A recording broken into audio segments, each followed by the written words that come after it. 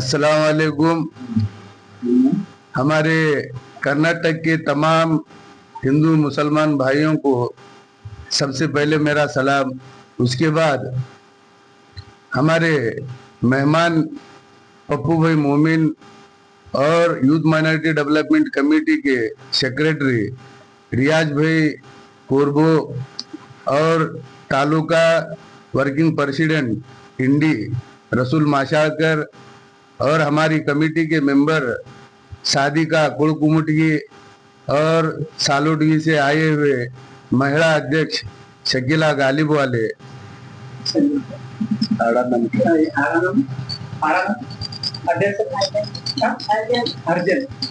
और सुरपुर से आए हुए संगीता हरजन, इन सबको भी मैं धन्यवाद करते हुए आज कुछ बातें कहना चाहता हूँ।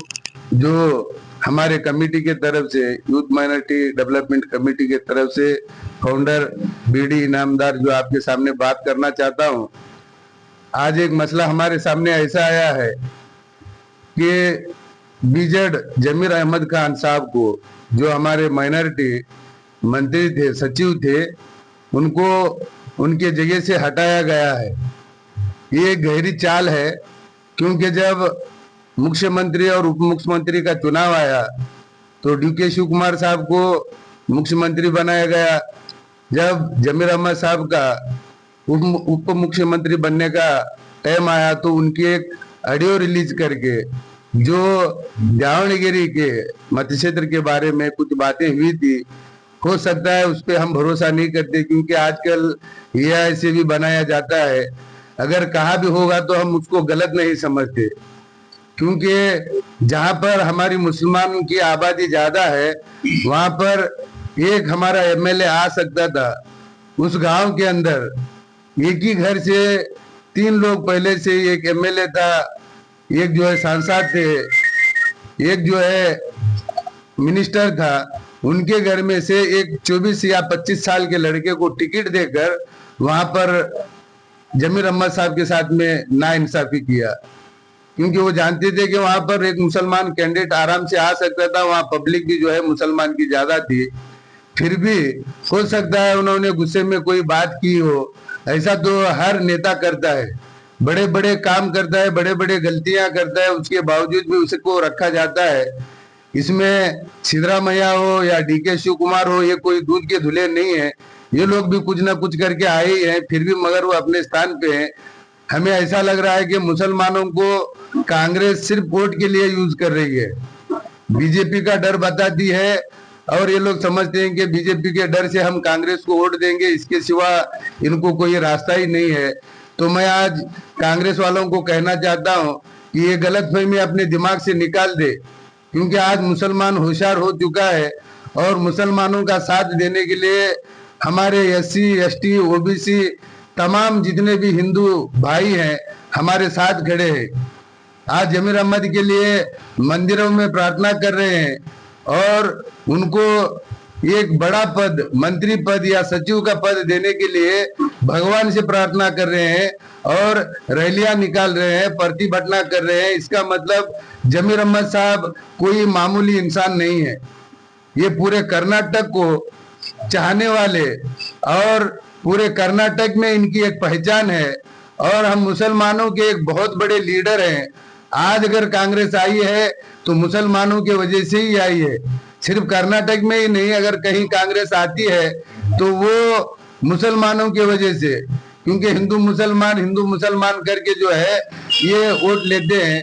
और जमीर अहमद खान साहब सिर्फ कर्नाटक में नहीं, उनका पावर इतना है कि केरला जाकर उनको 33 सीटों को जो है हाइट लाने के लिए कहा था, मगर उन्होंने 28 सीटों से जीत दर्ज कराई। ऐसे इंसान को आज कैबिनेट से बाहर कर दिया। जो पहले रैंकिंग में जितने भी मिनिस्टर को बनाया गया है अलग अलग तरीके से, उसमें से सिर्फ एक मुसलमान को बनाया और जमीर अहमद खान साहब को बाहर रखा है। ये हमें बहुत बड़ी तकलीफ हुई है। ये हम राहुल गांधी जी से भी कहना चाहते हैं, सिद्धरामैया जी से भी कहना चाहते हैं और डीके शिव कुमार जी से भी कहना चाहते हैं कि ये गलती नहीं करना चाहिए, क्योंकि मुसलमान कांग्रेस के पीछे नहीं, जमीर अहमद साहब के पीछे है। अगर आप लोग अगर दोबारा ऐसी गलती करके दूसरे पट्टी में या दूसरे इसमें अगर जमीर अहमद साहब को कोई स्थान नहीं दिया, उनको मिनिस्टर नहीं बनाया, तो हम लोग आने वाले दिनों में बहुत बड़ी प्रतिभटना करेंगे और 2029-28 के अंदर बता देंगे कि मुसलमान भी कोई ताकत है, मुसलमान भी कोई हस्ती है। ये दुनिया वाले समझते होंगे कि मुसलमान कमजोर हैं, जो बीजेपी के डर की वजह से कांग्रेस को सपोर्ट कर रही है। अगर हम अपने पे उतर गए, हमको ना कांग्रेस की जरूरत है, ना बीजेपी की जरूरत है, ना और किसी पार्टी की जरूरत है। हम खुद अपनी तकदीर लिख सकते हैं। हम मुसलमानों में भी इतना दम है, मगर हम चाहते हैं कि भाईचारे का रिश्ता रखने के लिए हम कांग्रेस का साथ देते हैं और दोबारा ये गुजारिश करते हैं, अपील करते हैं हमारी कर्नाटक सरकार से कि वो जमीर अहमद साहब को जल्द से जल्द दूसरी तीसरी में नहीं बल्कि दूसरी पट्टी के अंदर दूसरी बार में उनको एक मिनिस्टर का ओहदा देना चाहिए और उनको बढ़ाकर उनको मतलब उनको इज्जत बख्शना चाहिए। नहीं तो हम तमाम मुसलमानों को बहुत तकलीफ होगी और बहुत जल्द हम बड़ी प्रतिभटना करेंगे और हम गली सड़कों पर उतरेंगे, तमाम हिंदू मुसलमान भाई मिलकर। जब तक जमीर अहमद साहब को हम सचिव नहीं बनाते या कोई और उप मुख्यमंत्री नहीं बनाते, तब तक हम मतलब प्रतिभटना करेंगे। इसके लिए मैं तमाम कर्नाटक के मुसलमानों से गुजारिश करूंगा और खास करके इंडी के मुसलमानों से एक बार फिर गुजारिश करता हूं कि हम बहुत जल्द ये फैसला करने वाले हैं कि इंडी के अंदर हम प्रतिभटना करेंगे, स्ट्राइक करेंगे।